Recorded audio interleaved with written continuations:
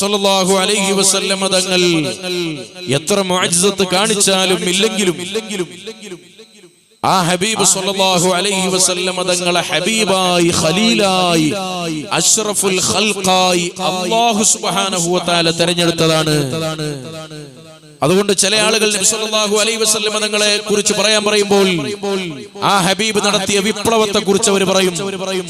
നബി സല്ലല്ലാഹു അലൈഹി വസല്ലം തങ്ങൾ അടിമത്ത വിമോചകനാണെന്ന് പറയും, സ്ത്രീ സമുദ്ധാരകനാണെന്ന് പറയും, അവിടുന്ന് നല്ല സൗന്ദര്യമുള്ളാണെന്ന് പറയും, അവിടുന്ന് വലിയ പണ്ഡിതനാണെന്ന് പറയും, അവിടുന്ന് വലിയ പ്രഭാഷകനാണെന്ന് പറയും, അവിടുന്ന് ഏറ്റവും നല്ല കുടുംബത്തിൽ ജനിച്ചവരാണെന്ന് പറയും, അവിടുത്തെ മക്കൾ ആ സാദാത്യങ്ങൾക്ക് വലിയ മഹത്വമുണ്ടെന്ന് പറയും, അവിടുന്ന് ജനിച്ച മക്കൾക്കും അവിടുന്ന് വഫാത്തായ മദീനക്കും എല്ലാറ്റിനും വലിയ മഹത്വമുണ്ടെന്ന് പറയും.